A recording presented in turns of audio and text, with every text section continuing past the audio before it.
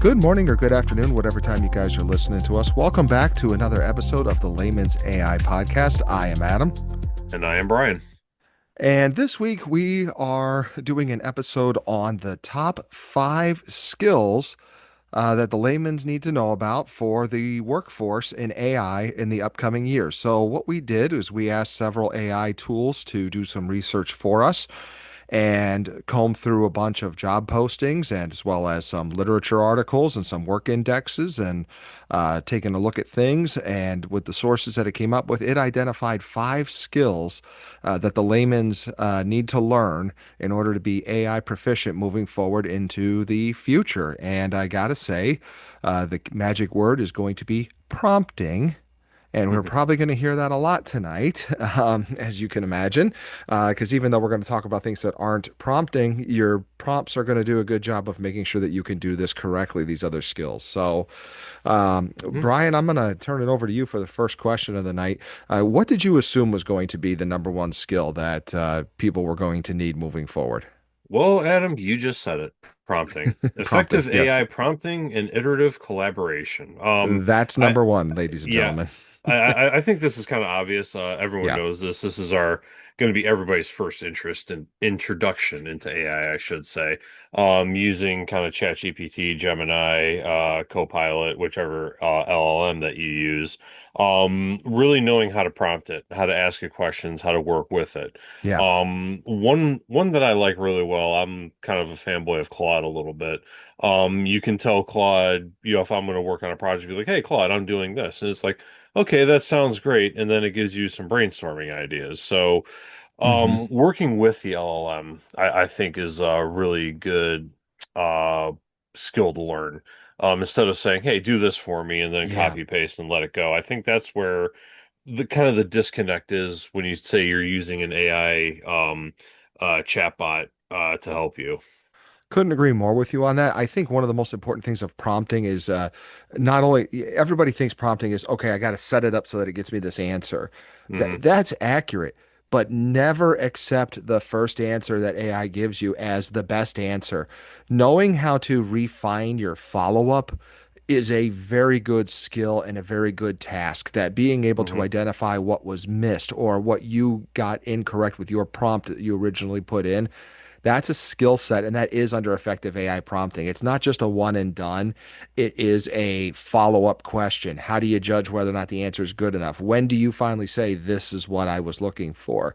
You Hmm. have to almost begin with the end in mind when it comes to prompting. You have to know what it is that you're looking for, what it is you expect to see, and you have to tailor your prompts so that you eventually get to that. Probably tailoring your conversation with your LLMs to Hmm. get to that point. And you talked about how nice it is for Claude to do that.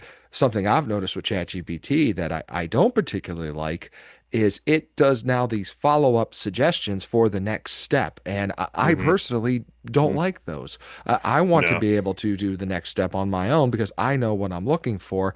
But I think that's ChatGPT's way of trying to get the user to prompt better if you're an amateur or a layman. So while I may not like it, it may work well for some of our audience members as a suggested follow-up.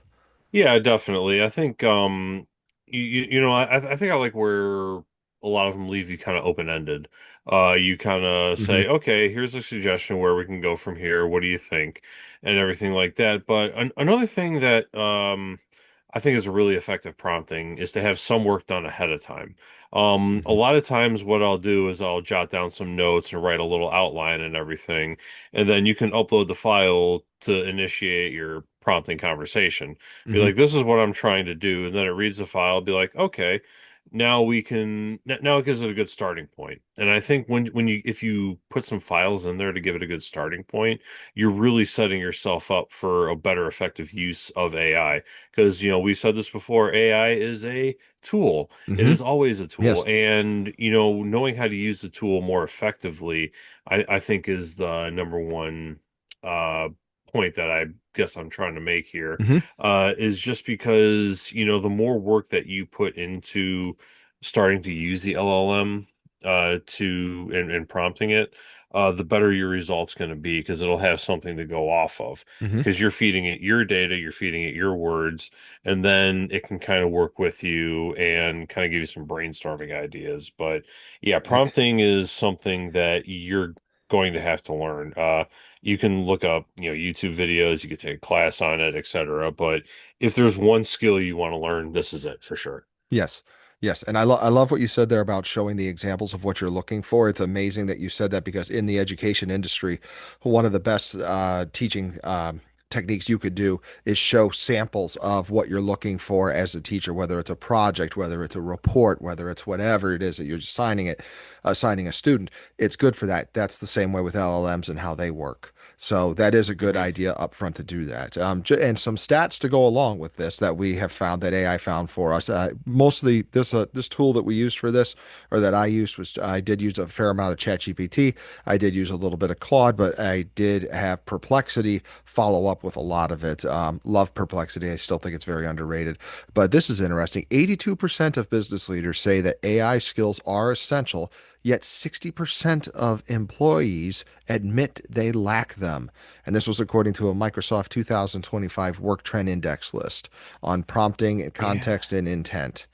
Yeah, So, I mean, yeah. I can almost equate that to sort of the shift in the landscape, so to say. Like suddenly this whole skill creeps like new skills and new technologies, they can really creep up on you. I mean, Yeah. working in the automation industry, somebody becomes a pro at writing this software over and over again, but there's like a new way of doing things out in the field that customers are demanding or what have you. And next thing you know, that software isn't very effective anymore. And all of a sudden, there's this new software you got to learn. And I can equate that to this, is where, okay, I've been doing my job this way, that way, and the other, and you've been doing your job too. Hmm. Everybody has. And all of a sudden, AI is the hot topic in town, and everybody has to learn AI all of a sudden yesterday. And it's like, okay, hold on a sec. I have to kind of go back and sort of figure this out a little bit. So it's kind of retraining that brain, teaching an old dog new tricks or what have you. It's what I can pretty much equate that to. Right. But either way, second point, second AI skill that they recommend, AI driven data interpretation and insight validation. This Yes. is kind of learning how to read between the lines, really, because Hmm. AI is basically data.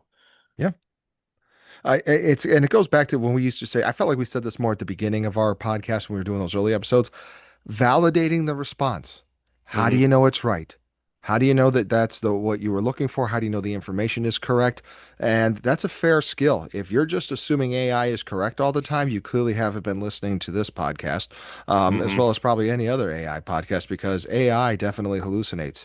Hmm. And I actually think that problem's getting a little worse lately. I don't know if it's Yeah. because there's more humans interacting with AI or what, but there's definitely a little bit of a, you got to make sure the answers are correct. How do you do that? And Hmm. here's a stat for you, Brian. 86% of knowledge workers report that finding information and answers is their number one enterprise use of AI. So they Yeah. use it to find the information and the answers for them. The, Yeah, that's hmm. Yeah, underscoring the need to read and verify AI generated insights. yeah, that's kind of a blessing and a curse, I'd say, really, because when we used to do research, we used to pull out the encyclopedia Hmm. out of the library or your Yeah. own den and just kind of like flip through it, and or you go to the library and you pull out the drawers and look through the cards The and index say, cards. okay, Yeah. yeah, the index cards, and you go find the book, and you take like so long just to like pull all this data. Well, now AI is pulling all that data for you. And it can do it like that. It can do Hmm. it like instantly, where you would have to spend a whole day just researching. Um, it could be a good thing, but it could be a bad thing.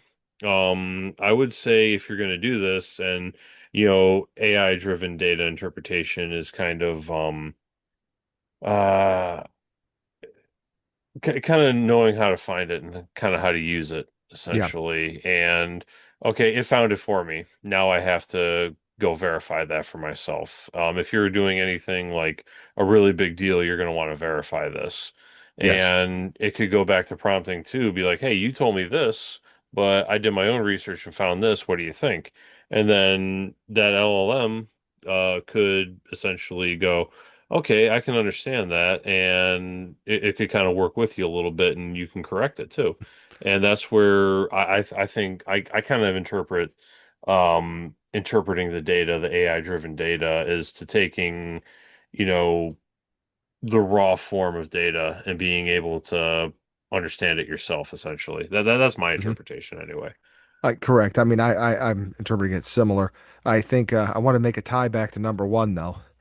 If you Hmm. have a good prompt, a well done prompt, you're less likely to get a hallucination. You're more likely to get an accurate answer, especially if you're having a good conversation with it, guiding it to give it what you want to get. And hopefully it doesn't make up things along the way. But it's a skill set. And again, we're going to probably say this two or three more times tonight. The better you are at prompting, the more likely you are Hmm. to do better at this skill right here. So Hmm. I think it's safe to say, even though all five skills are out, we are not going to ask the question which one's the most important because we all know it's going to be your prompting skills Yeah, at definitely. first. So, Definitely. and validation is a skill. It is a skill. I mean, and it's basically how do you know the answer is correct? Um, Hmm. it's a tough thing to answer. It's a tough Yeah, thing to answer. It's a exactly. skill, and we're gonna need to know it. Yeah, so yeah, sources. Always check your sources. If you learn anything useful in college, always check your sources. That's right. And it continues to go throughout for your entire life. Hmm. So that's just something to keep in mind. Bringing a excuse Third me, skill. third Yep. point, I say, generative content creation and communication. Now, this is probably, I would say, the hottest debate right now in the world of AI is generative AI. Hmm. People using generative AI for their projects and everything. But it's here. People are using it, and using it correctly can, I mean, a lot of people say it'll hinder your creative side, but this can greatly enhance your creative side, in my opinion, if you use it correctly. I agree. It definitely sparks curiosity, especially when something goes well. Then you're going, "Oh, how can I make that better too?" And then you just Hmm. keep going down, not a rabbit hole at that point. It's more like having fun on a slide, just going and going and going. Listen to this stat though, Brian. Over 50% of LinkedIn posts in 2025 are already AI assisted, showing mainstream adoption of generative content skills across professions. So I'll share with you every time I post on LinkedIn, I always run it through AI for clarity and making sure I Hmm. can maximize my audience. I make sure that it's still the message. I read every single line. I do not copy and just paste. I read every single line and I still edit Yeah. some of it.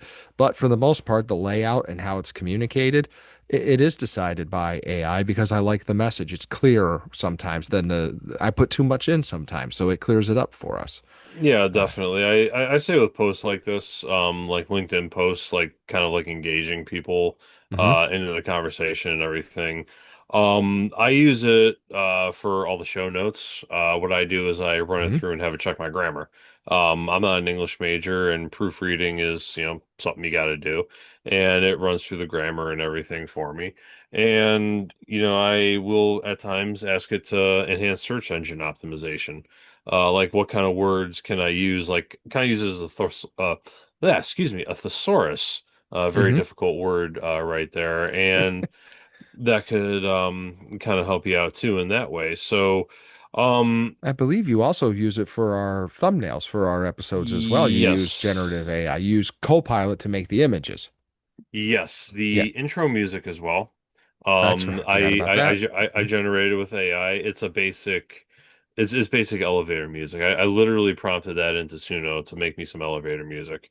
So that was kind of an interesting one. But essentially, if we didn't use Suno to make the music for us, I would have went with stock music because Yeah. I don't have the money to pay a musician right now. We don't have the resources for that. Hmm. Um, Using the thumbnails to create the thumbnails. I do enjoy doing like kind of the minimalist thumbnails. personally. You could talk to me off camera and tell me to, put in some better thumbnails. I'm okay with that, but I don't think we haven't had too much of an issue with it. But, our content is, us discussing how to use AI. And, we're not graphic designers. We can't pay, we're not going to No, pay a graphic designer. So this is where it kind of fills in the gaps. And I think that's really yeah, where generative AI can help is fill in those gaps and those skills that you don't have. I agree. It definitely does for me. I'm not an artist. Always enjoyed drawing. I was never good at Hmm. it. Now this makes me equal to good people as long as I can prompt well. Yeah. And we should probably have a meter going or a dinger going every time we say prompting. So Yeah, we should definitely. probably have it's probably mentioned a lot. I want to say though Well, some other uses for this stuff that what I think you're going to see more and more of. If you're a higher up in your company and you get a lot of mhm. reports sent to you, I realistically I think you're going to have to use AI to summarize a lot of that for you. And you're Hmm. going to have reports for marketing and things like that, and even training materials. AI is going to eventually assist in training and onboarding. It's if it's not doing it already, it's going to be doing that, and that's where generative content creation, as well as more importantly in this one, human communication can improve by using AI as a tool. Yeah. And there's this like stigma out there that, oh, you used AI for that email. Hmm. Well, if it's what you want to put in the email, then Hmm. put it. I mean, I don't see where the shame is in saying, yes, I cleared up the language with Google Gemini. Yeah, What's the problem with that? yeah, I think the problem comes in is when people just say, "Hey, Gemini, write this email for me about this, that, and the other." Okay, thank you. Copy, paste, send. Okay, I did my work today. It's like, no, Yeah, you didn't. You yeah, you, you, you didn't do your work. You gave some generic response that people are going yeah, to be able to tell this is not yeah. written by a human. So that's kind of sort of the issue where you have here. But going back, prompting also comes into the generative AI Mm-hmm. space right there because when you're doing the images, when you're doing the music, you need to prompt properly. So everything is like tying back to prompting. So that's kind of sort of the reminder right there that we have to come in and use that for. Another kind of point I was going to make, movie studios are starting to open up to using Runway ML, machine learning. It's a popular video platform. Mm-hmm. You can use that for your editing room. You can use that to kind of enhance some video too. So, Yeah. um, it's going to Additionally, be interesting. Sora 2 is Hmm. almost its own studio now. I have a paid plan, and ironically, I didn't get near as many credits as I thought I was going to get. So shame on you Hmm. guys, ChatGPT and OpenAI. But you know what? If you, I don't know how to say this, but if you want to pay us money, then I won't say shame on you. But with that being said, I was a little disappointed. You get 40 credits and it takes like 15 credits does one small video for you in Sora 2. And then they want you to upgrade. I'm like, what the heck is this? I don't have these issues with other ones. But we're talking about skills. We're not complaining about anything. Hmm. We're in a happy place. The Browns won, you know. So they beat Miami, Always got so to we're throw that happy. in there. Yeah, we got to throw the Browns in there, otherwise people won't recognize it's our podcast. Yeah, Uh, exactly. yeah. So I'd like to move on to number four because I don't have a ton of experience with number four, but I don't think this is going to stay number four long term. I think this is going to move Hmm. up the numbers. I don't think Yeah. it'll beat prompting anytime soon, but I would not be surprised if next year at this time we're saying this is the number two skill that you need to have. Yeah, definitely. The skill that Adam is talking about, just to kind Hmm. of make the point, is workflow automation and agent orchestration. This is the next big step with AI tools. Right. What we mean by, workflow automation is basically using AI tools to sort of automate like writing a report or reading your Yeah. statistics or like coming up with like any kind of conclusions or what have you. And agents are the big next big frontier in AI. It's a It is. very it's going to be the hottest topic over the next couple of years is developing AI agents. It's going to be a hot topic for some very positive reasons and some very negative reasons. Hmm. This is going to take jobs. There's Hmm. no doubt in my mind because I I will share with you. I said to myself, okay, so what's an example of how a school district would use a AI agent? And it's a workflow. So an AI agent would be able to take a person's information to enroll a child in your school, put it in your information network system, take it to the transportation department, assign that child a bus route, then put the Hmm. child a schedule together, then put the child's contact information into the system so that the teachers can do that. Hmm. It's going to take away jobs. I just named three steps there that usually a secretary handles or even a transportation director, and I Hmm. think that's what agents are going to do, things like that. And that's how we're going to use them at first. I think at first it's going to be how can we use AI to substitute the work that we currently do instead of how can we make the work we do better? I think that's a little bit more of a challenge and a little more creativity. And I think Yeah. long term, that's what's going to push workflow automation, the saving of the money for companies, the saving of the time for companies, but also the better work moving it forward. I just think this is why this is going to go up in the number. Yeah, this is going to be a very interesting one for sure. But even though you're using an agent, having a human able to, verify what the agent Yeah. is doing, I And think is a do these very good skills. positive Hmm. because a lot of what you kind of explained and everything, a lot of it is pencil whipping. Yeah. Basically all the data and all like the little things. I just did a task at work today. I'm not going to go into details about it, but I compared it to polishing a bucket of marbles, one by Oh, one. It's very simple task, but very time consuming. And it's going to be able to polish those marbles for me, one by one. And I'm not going to have to yeah. worry about that. And all I got to do is, make sure that it gets done, make sure that it's done properly and everything, and having to set up the AI for it. But a lot of these like mundane tasks and everything, the human brain can overlook these sometimes because the human brain, what it wants to do is it wants a complex task. It wants to do something that it has to think, that it has to learn, that it has to develop. And if you're not learning, you're not developing, you're not thinking, the brain starts to wander and you start to do your job a lot more poorly. And what Hmm. this can do is you can guide these agents to put them to work for you. And if you learn how to use the agent yourself, then you put yourself in that position Yeah. to succeed as well.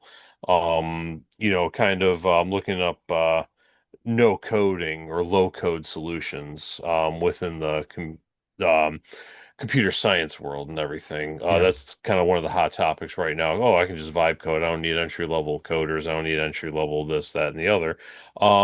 Poor way of looking at it, in my opinion. I think you're like if you're a coder and you use like sort of an AI tool to help you code, you can get it done much more effectively. And this can Hmm. just make you a better coder. Right. So replacing everybody, I don't think is the right way to go. Businesses are going to want to do that at first. That's what I'm Absolutely. saying. It's going to be the substitute stage. Then we go to Hmm. how do we change the work that we do. Yeah, definitely. That's what they're going to use it as that. And it's for further proof. If you look at the stat Hmm. that we have, Hmm. 42% of leaders plan to build a multi-agent system, and 32% expect to hire AI agent specialists within 12 to 18 months, signaling the rise in demand for employees who can delegate to AI. And that was coming from a Microsoft report as well, Yeah, 2025 yeah, report. definitely. This actually reminds me of an article I read. IBM laid off 8,000 people Yep. because of AI. Yep. But then, in a twist of events, they had to hire 8,000 people because Hmm. of AI. Yeah. So it's changing the landscape. It is a very interesting thing going on right now. Uh, But point is, learn the skills. Learn the skills. And I want to say this right now. I know we probably should do a follow-up episode one of these times that how can you learn these? Because there's really no colleges spitting out degrees in Hmm. AI in general. The best way to learn this stuff is to use it, play with it, and get confident with it, and do the things that you and I do, Brian. Because even though you and I are just laymen's, we are not that far off from having the same skills as the experts. If we worked with Hmm. the experts, we would learn what they do very quickly because we would be able to understand a little bit of the language and a little bit of what we're talking about. I don't think people realize that there is no superiority of a like a super coder who could do stuff that a regular man can't do. That doesn't exist in the AI realm right now. There are people who Hmm. understand components of AI way better than others, but that doesn't mean they could do better with AI than just a layman who starts practicing and uses it a lot as a tool. Yeah, definitely. I think I've made this point before. Like if you're a coder and you know how to code and someone comes along and tries to out vibe code you or vibe code you, Hmm. like use their vibe coding skills beyond you. But the coder decides, okay, I'm going to use my knowledge and also vibe code, and I can do twice as better as you. And that's kind of the point is like you can enhance your skills Hmm. if you embrace this. And you can do your job much better if you embrace this. But you know, somebody who knows nothing can get up to about 80% of your skill Yeah, with using AI tools. But that 20% is going to really put you over the top. it is. I'm kind of throwing out percentages here. Maybe it's more like 50 or 60, but point being, you know, if you use AI on top of what you already know in your knowledge that you have, that's going to give you the advantage right there. Yep. And then that's going to take us to our fifth skill, which is responsible AI oversight and governance. It's basically spotting biased and incorrect outputs, similar to that validation that we talked about earlier, Hmm. ensuring data privacy. So now we're adding more to it. It's not just validating Hmm. the response, it's ensuring data privacy. So now it's how are you protecting customers? How are you protecting people who are involved in the programs? And applying basic compliance checks before AI results go public. So again, that's part validation. The stat only 27% of firms review all generative AI content before use. So we're talking a quarter, one in four. Scary. The gap highlights urgent need for non technical staff who can provide human oversight. And that's coming Mm. from McKinsey and Company. And I'm thinking about that going, that's where there's some job creation there. Yeah, I mean that's kind of scary. Only Yeah. 27% of the firms using generative AI actually oversight it. Um because yeah, you need to look over like what Yeah. AI is doing for you. Uh, You can't I can't unless you're stress a that enough. small firm with heavy training in AI and AI ethics Hmm. in your company. I know the company I work for. I'm very proud to say we've had an AI ethics in our beginning of the year ethics trainings for 2 year consecutive years now, Hmm. making sure that people understand there's data privacy concerns, how to use the AI as a tool, because we do a good job at the company I work for. We encourage the use of AI to help you as a professional, but we tell them you have to treat it like it's a professional outside of our own company, in that you can't disclose personal information. You can't reveal any data, but it can Hmm. help you do your job better, and there's nothing wrong with that.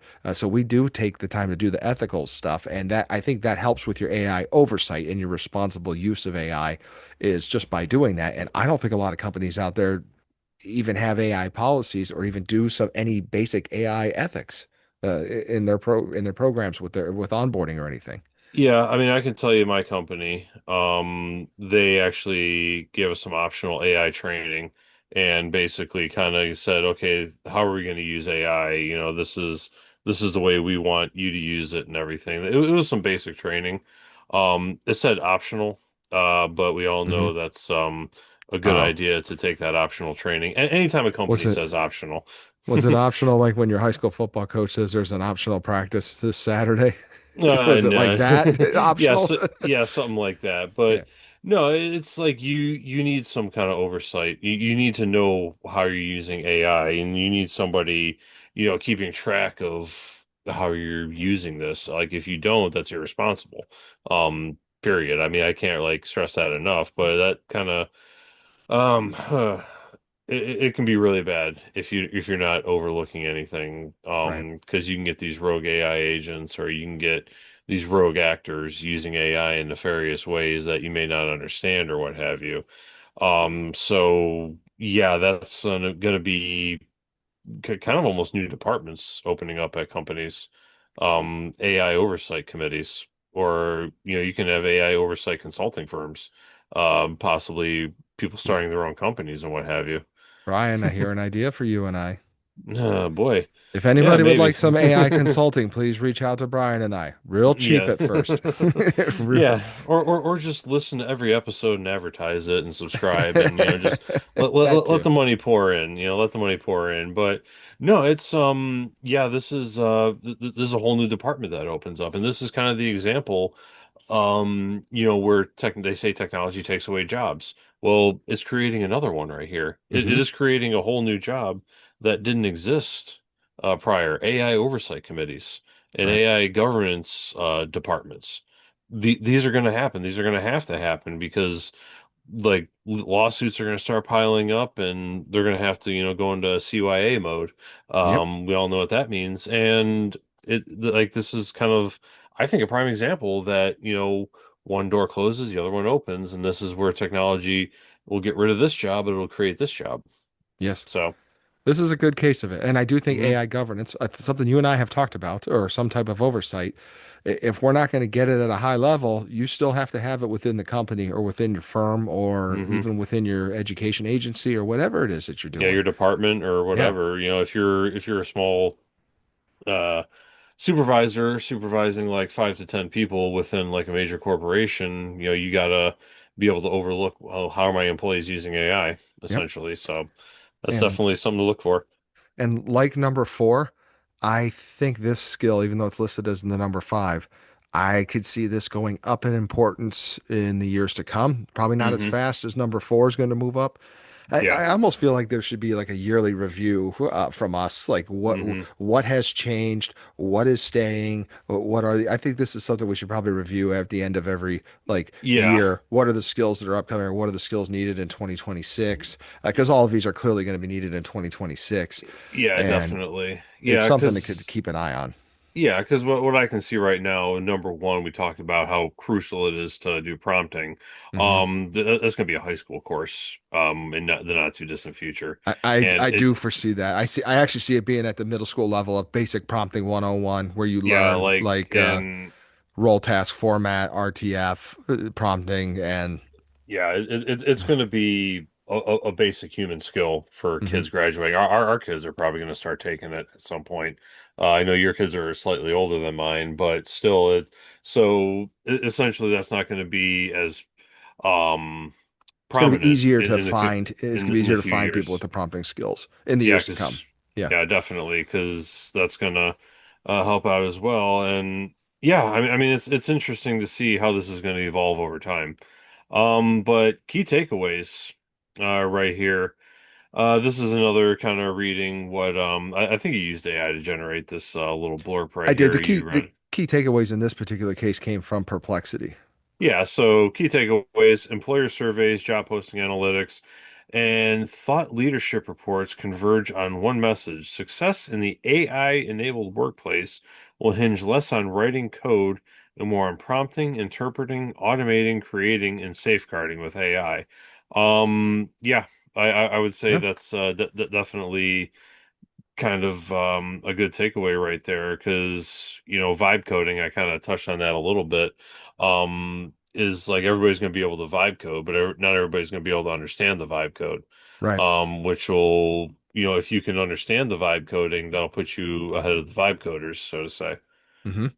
It's I also think in terms of agent development, AI agents, because that is going to be a huge topic.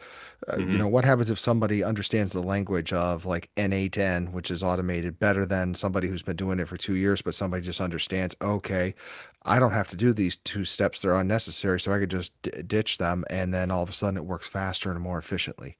Hmm. I mean, that's right there. I think it's going to be also, we talk about these AI agent developments or these AI prompting skills. It's also going to be who's the person that can look at what went on and figured out what went wrong. Hmm. That's the person that I think could get paid a lot of money if you're the guy that comes in and says, this is what you're doing wrong. And this is how you Yeah, fix it. The yeah, efficiency definitely. of AI. Yeah, That's going to be a definitely. thing. It's going to be interesting, and a lot of this, there may be some skill that somebody comes up with that we don't even know about yet. The AI Hmm. doesn't even know about yet. Like we may be there may be like something that somebody's trying to figure out right now how to use AI, Hmm. and next thing you know, this is going to be like, oh, this is where we got to go here. This is how we got to do everything. So, Yep. it's a brave new world, But yeah, it's kind of understand the skills. My key takeaway, I'll start off with my key takeaway. I'll pass it off to you in a second here. All right. My takeaway is like you got to learn these skills to enhance what you're doing right now. Whatever skills you develop as a human being, using these AI skills, prompting, oversight, generative AI, data interpretation, etc., incorporate those into what you're interested in. Like you're Yes, an educator, I'm an engineer. We're both incorporating AI into our um, aspects of our careers that we've developed and the skills that we've developed in our respective fields. And because that's what's, coming in right now. And now we want to try to figure out how to use them to enhance us. So don't be afraid of it because this is happening and this is only going to make you better at what you do, I think. I agree with you. And my key takeaway is I said it a little bit earlier. And we're right now with AI. It's been out for almost 2 years now. And it seems to be how can we substitute the current work we do and give it to AI? Mm, And I think the money or the ingenuity is going to be made on the people who say who can use AI for something that we haven't thought to use it for yet. hmm That benefits a lot of people. I think that's where not only it's not about making money, but that's a skill that is going to be needed. That our hmm list didn't touch. Who's the person that could think outside the box and use it in a manner that benefits people and is not being used to substitute what we currently do? Yeah, definitely. I think yeah, not substitute or replace, but to enhance, I think is going to Yeah, be, right now all the businesses they want to replace because it saves money up front, but the back end it's going to become very inefficient if they start replacing everything. If they start to think about how can we enhance it, then the money's going to be slow to come, but it's going to be more effective, I think. But either way, I think that about wraps it up for us tonight. I'd like to thank everybody for taking your time out of your day to listen to us. My name is Brian, and I'm Adam. and you've been listening to Layman's AI, and we will see you next time.